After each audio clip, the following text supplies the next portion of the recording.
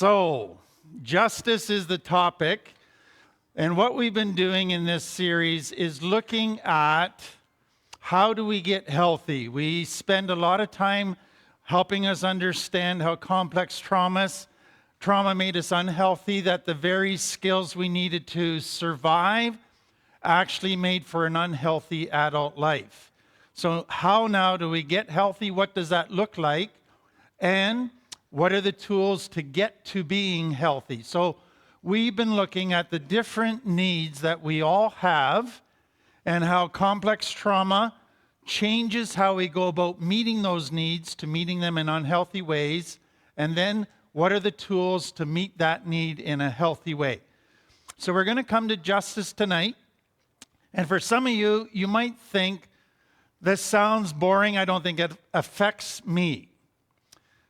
I would say after my years as a counselor in this field, that most clients that I work with are surprised at how big this justice issue is for them. And I think you'll probably find that with yourself. In fact, I've had some clients tell me that their hyper need for justice has led them to relapses over and over again. It just gets them in such an obsessive and then negative headspace that it takes them out. So let me begin by just defining what we're going to be talking about, and then I want to come at it from a bunch of different directions. So everybody who's a parent knows that seems to be one of the very first things kids learn how to say is it's not fair. And they have this internal thing that they were born with that somehow has a sense of what is fair, and they have a radar that detects anything that isn't fair, and when something's not fair, you hear about it.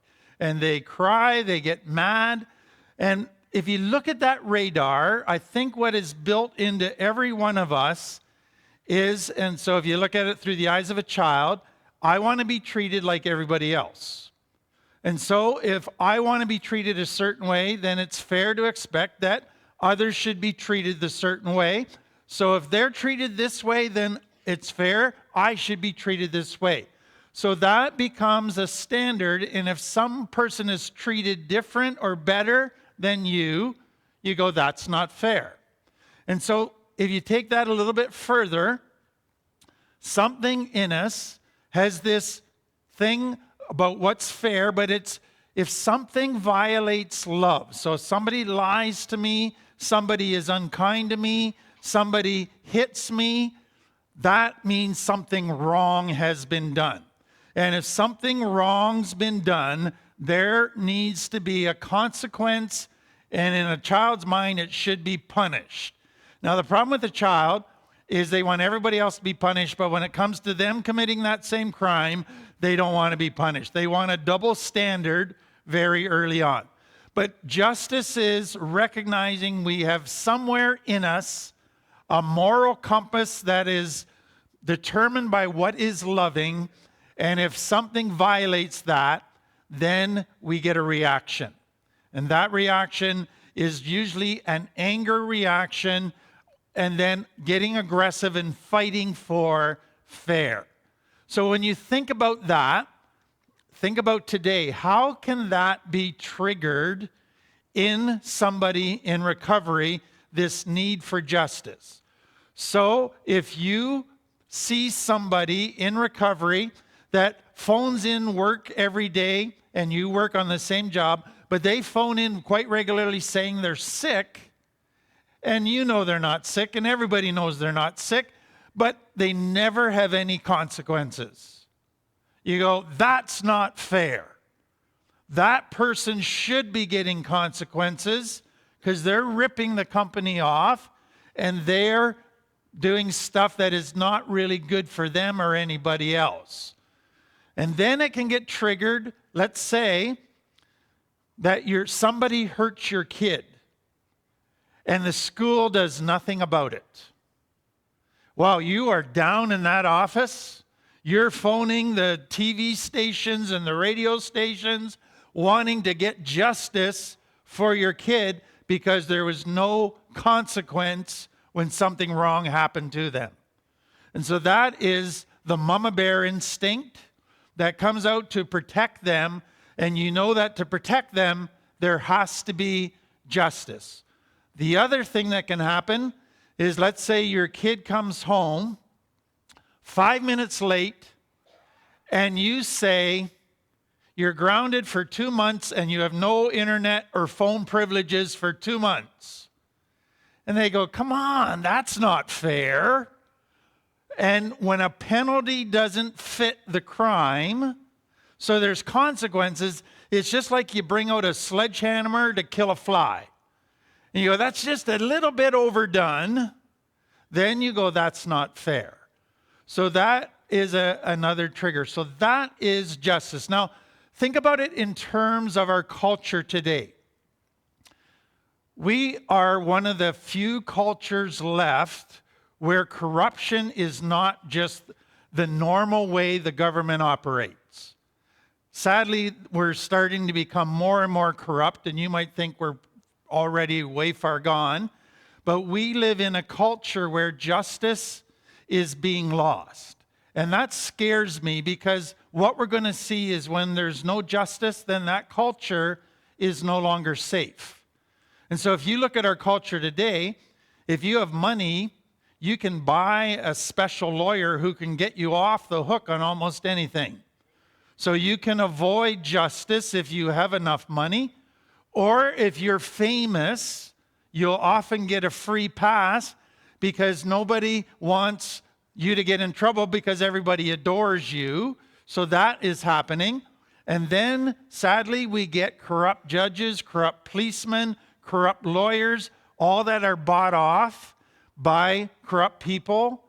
And then we live in a world now where you have the justice system, but then underneath that you have street justice.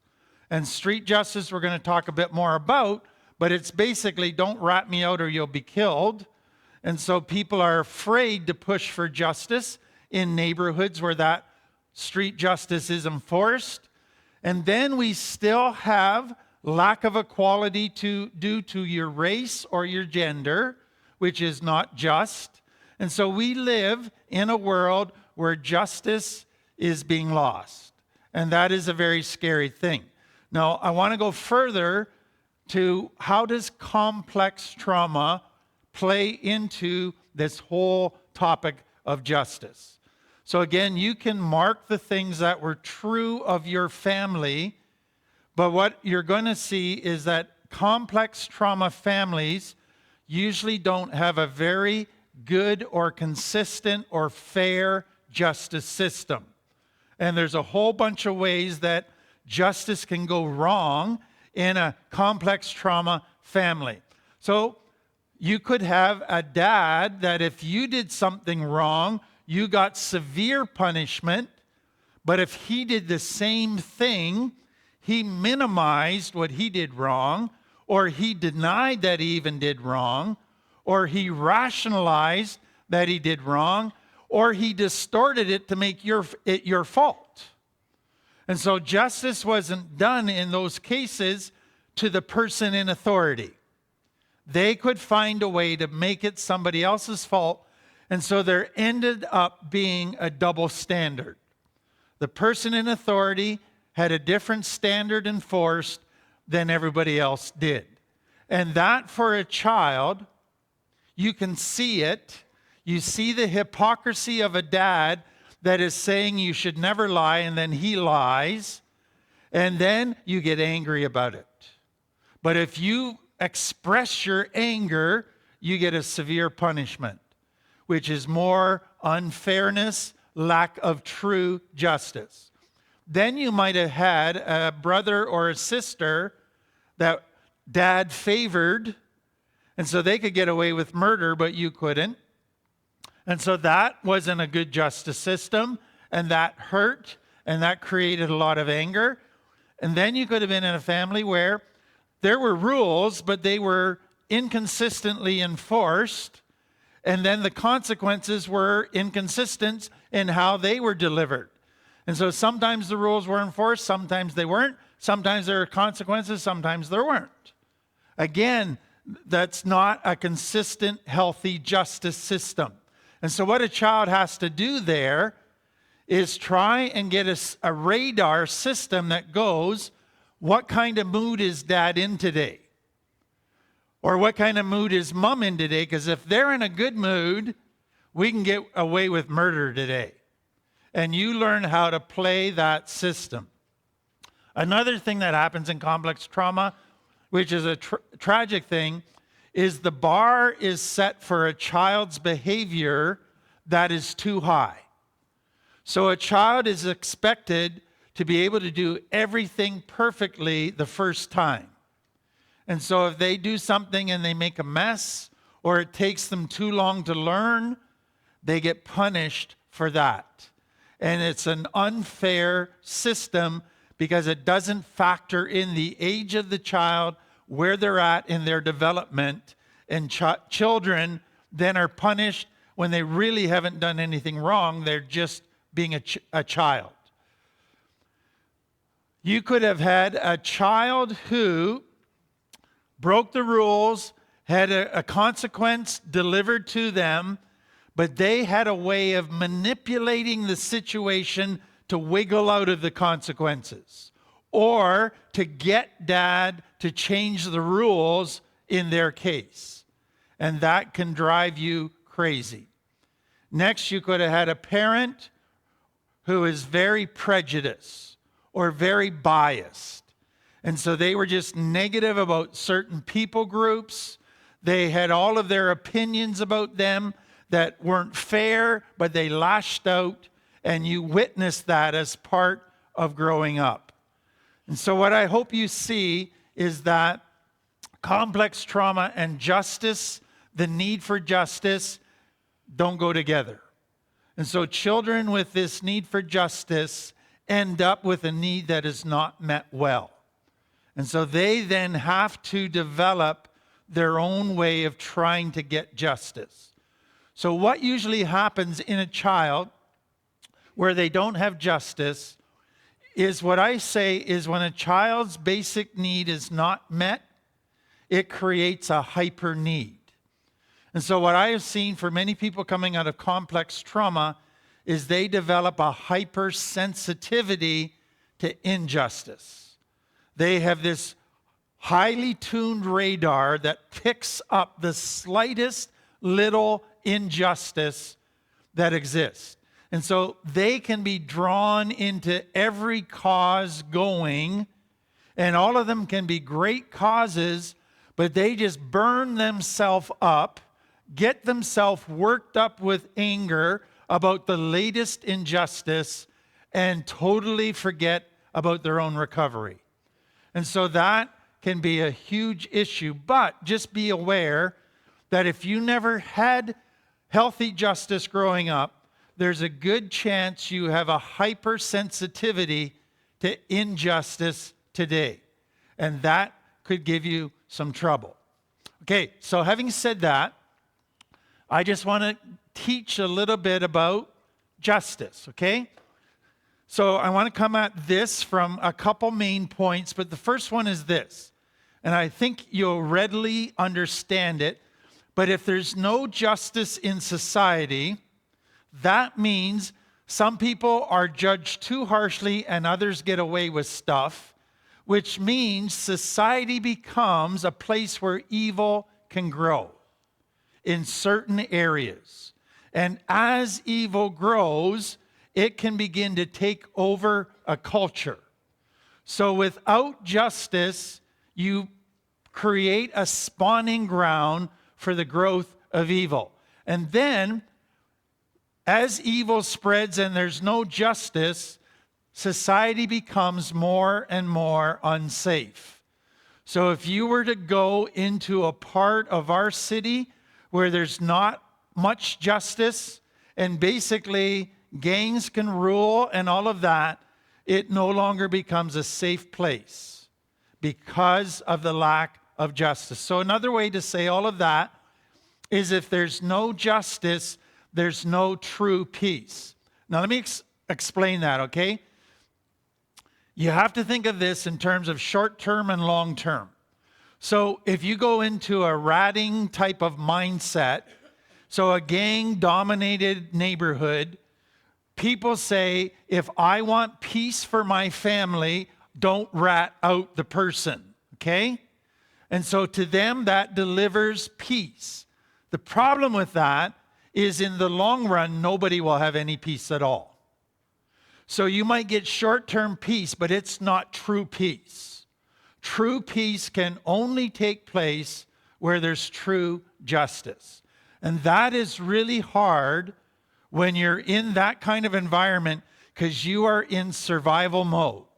And when you're in survival mode, your limbic brain is only concerned about short-term safety, protection. You don't care long-term. You just want to be safe now. But it's important to back away from that and say, okay, let's play this tape out to the end.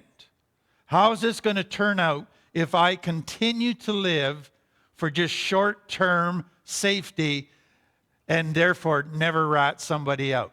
So what that I want you then to see is this. Justice is the result of fighting for truth and love as the two most important things in society. Now, let me give you an example. I have heard many, many people say to me, I will be there for my family no matter what. Family comes first. And what that means is, if somebody in my family committed a great crime, I would never try to get justice for them. I will lie for them. I will not answer questions for them because family comes first. And what I say is when that happens, love and justice come second. And as soon as love and justice come second, you set up for an unjust society. Love and truth, I meant. So if love and truth are the highest priorities, then I go, we have to keep people in line with love and truth, or else we're going to lose our society. And society is going to become not safe, and evil will spread if love and truth aren't the highest priorities. So that might be kind of brand new way of looking at it, but I hope it makes sense, and I hope you can give it some thought. Okay, next thing I want you to realize is, why don't we fight for justice? And there's reasons why. It's not necessarily that we think it's a bad idea, but there's a couple key reasons why we don't fight for justice. Number one, we're afraid to. Because I could get myself in big trouble with the wrong people if I start fighting for justice. Or another way to say that is this. To fight for justice will always invite opposition. You're not going to have a row full of cheerleaders saying, way to go. You're fighting for justice. You're going, I thought you cared about me. You're stabbing me in the back. And you're going to get persecution and opposition, which creates fear. Secondly, if you have a lot of shame, which deep down is, I don't like me and I don't think anybody else will if they get to know the real me. So the way I get people to like me is be a people pleaser. And so I can never fight for justice because I need everybody to like me. So I'll cover for everybody, I'll lie for everybody, because getting me liked is the highest priority. And that will get in the way of justice. So let me give you this. Do you realize that to truly love a person, you have to desire justice for them? Now that's going to sound totally backwards to street thinking. But if I truly love my kids and they did something wrong, do you want to know the best thing for them is a consequence? If I take their consequence away from them, they're never going to grow up. And that means I am not loving them, I'm enabling them to be sick. But love says, I care enough about you that I'm going to make some hard decisions so that you learn some hard lessons and become a good person. You might not like me. It might feel like I don't love you, and you might accuse me of not loving you, but I love you. And that is the highest expression of love for a person. So you can see then that it takes a lot of courage to love somebody when justice has to be part of that equation. And that is really what it calls for, is that courage. Okay, so justice, another way to look at it, is saying, if you look at a roadway, the center of the roadway is healthy living. And healthy living is doing things that are loving. So you're being honest, you're being faithful, you're being reliable. All of those are loving, healthy behaviors. To step into unhealthy usually gives pleasure. So you tell a lie, you eat way too much ice cream tonight, or you do all of those things that go into unhealthy, they give immediate gratification. But they're going to destroy you in the long run. So how do you help a person, child, adult, to realize that unhealthy living is not worth it? That it will be something that will create great damage in the future. You enforce a consequence for going into unhealthy. And that's what justice is saying. There needs to be a consequence when a person steps into unhealthy. And so the goal of that is not punishment. And I think that's important to understand, because a lot of people, when they think of justice, all they think about is punishing. Do you know the difference between punishment and discipline? Punishment says, I want to hurt you back as an end in itself. I don't care if you die there. I don't care if one good thing, the priority is I want to hurt you. Discipline is, there's going to be painful consequences so that you'll get out of there and get healthy again. So it's always with a desire as a way to get a person back to healthy growth. And so justice, if it's just punishment, that's not true justice. True justice says, I want consequences so you learn the lessons and you never do that again so that you become healthier. And so that becomes an important way to look at justice. So take cultures. So we've been in Cuba. Cultures of injustice. Do you realize that as more and more people have to live in survival mode because there's spies everywhere reporting everything, punishments all the time? When you live in survival mode, do you want to know what begins to happen in a society? Nobody has time to just enjoy nature. Nobody has time to just develop hobbies and beauty. Life is all about just trying to survive. And so as justice disappears, not only does society become unsafe, but society is driven to survival mode. And so there's no advances in understanding, education, business, technology, because survival mode takes over.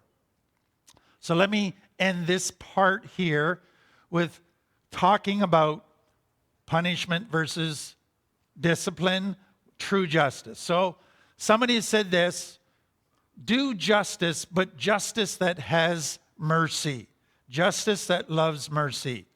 What is street justice? An eye for an eye. You hurt me, I hurt you. And it's all about basically punishment. But another way to say that, it's all about never-ending revenge.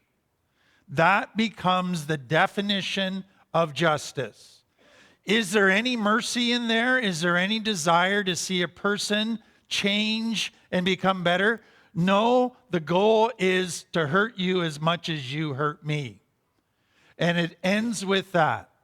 And that is the tragedy. Now, take it a bit further. What's always fascinating in a street culture is the gang leader enforces brutal justice on everybody, but he gets away with everything. So there's a double standard. And whenever there's a double standard, there's not going to be true justice. But what I want you to understand is justice by eye for eye type of thinking without any mercy at all becomes nothing more than war and revenge. And it never is a good thing. So there needs to be a mercy discipline element. Now, a couple more things just to fill out your thinking. As I was thinking about this, there's 4 things that are part of life that are all about justice being a priority. So parents, believe it or not, one of the things that a healthy parent is supposed to do is to create a family that is fair and just. Boundaries are consistent. Consequences are consistent. Consequences are fair. It's a learning from failure, not a punishment. That is the parent's job. Then we have a conscience. And whenever we do something that violates love, something in here starts bugging us. And it picks away at us and saying, I'm going to make you have some pain internally because you're living in unhealthy. And then the third thing is the government. One of the main purposes of the government has been to keep society just and to have laws and the enforcement of laws to keep society safe. Sadly, that can be disappearing in most cultures in our world today. And number 4, there used to be a popular saying that every child needs a village to be raised. And what they were saying is you can't have police everywhere, but you can have neighbors that care. And you can have neighbors with the same value systems as parents, and they're going to make sure that justice doesn't just happen in the home, but in the neighborhood. And the neighborhood will be kept as a safe place. Okay, final thing on this part. One of the hardest things about living in our world today is we need to desire justice, but we have to accept that not every situation will be just. So somewhere we got to figure out how to live within injustice that we don't have any control over. Okay, now let's go to justice and recovery. So I talked about this hypersensitivity, and that I have watched people in recovery where something happens to their kids, something happens to another addict that they become friends with, and they just get obsessed with this, and then they get super angry, and then they're running off in 100 directions, and before you know it, they relapse. So be aware, if you're like that you don't become obsessed. I talked to somebody not too long ago, and I basically said to them, you've got 99% of recovery down. But when there's an injustice anywhere, you go off the rails. You can't sleep at night. You are just angry all the time. You get negative, and before you know it, you've relapsed. So until you learn how to let go and detach from some of that stuff and keep your focus on your recovery, you're going to be in trouble with this injustice thing. And so that just as a warning to you in your own recovery. So part of recovery is this. It's learning how to care appropriately about people going through unjust situations without becoming obsessed.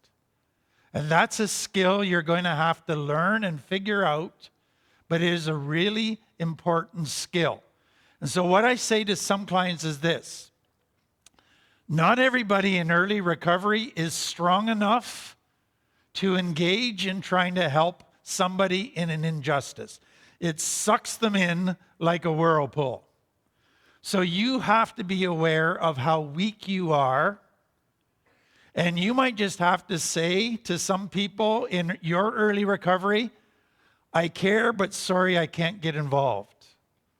And that's going to feel cruel and unkind. But if you lose your recovery, you can't help anyways.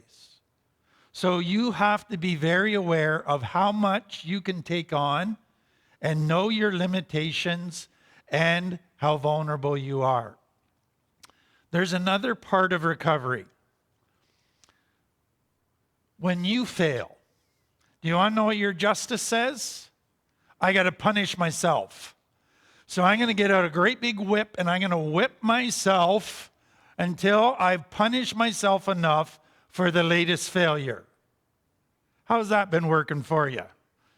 Usually not very well.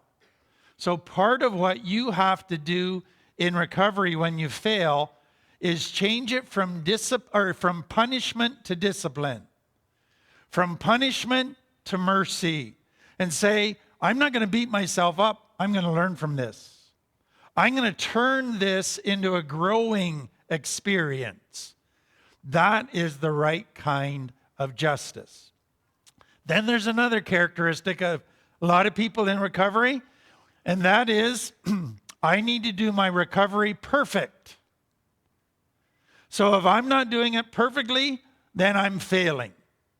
And then I got to beat myself up. And so be aware of the bar, the standard you set for yourself. Is it realistic or unrealistic?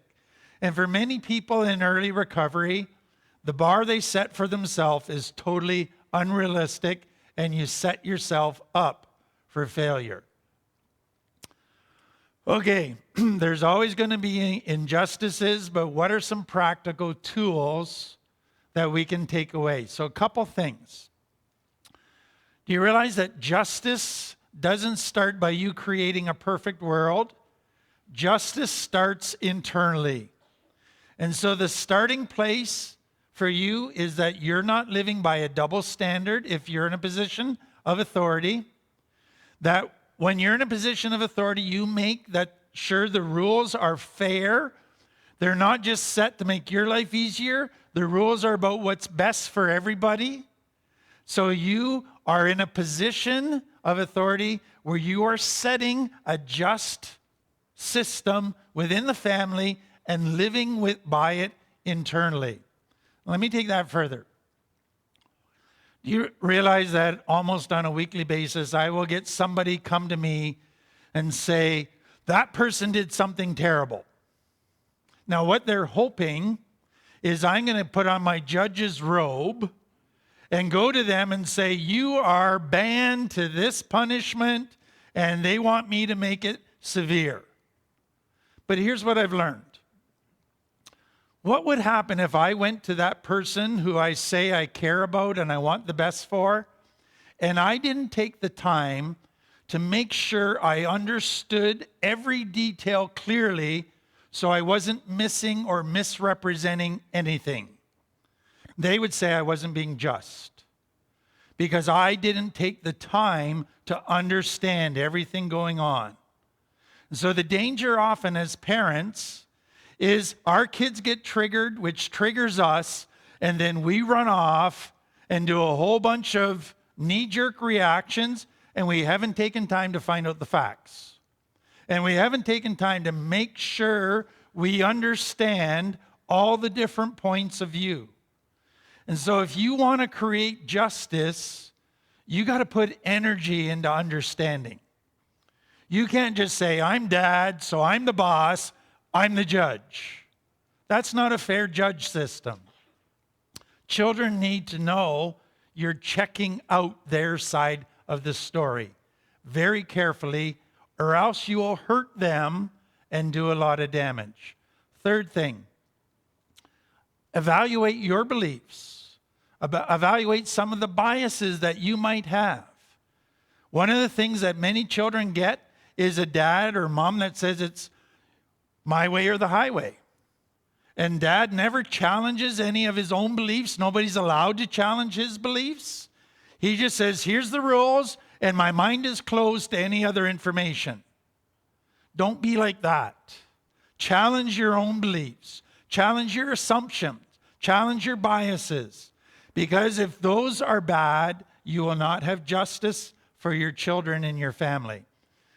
If you're at a place in recovery where you think, I'm strong enough now, I want to start to help some people who are in unjust situations, educate yourself first before you go charging in, and then figure out how you can be supportive and helpful. And then you might even volunteer in helping right some injustices. So, I don't know, is justice an issue for you?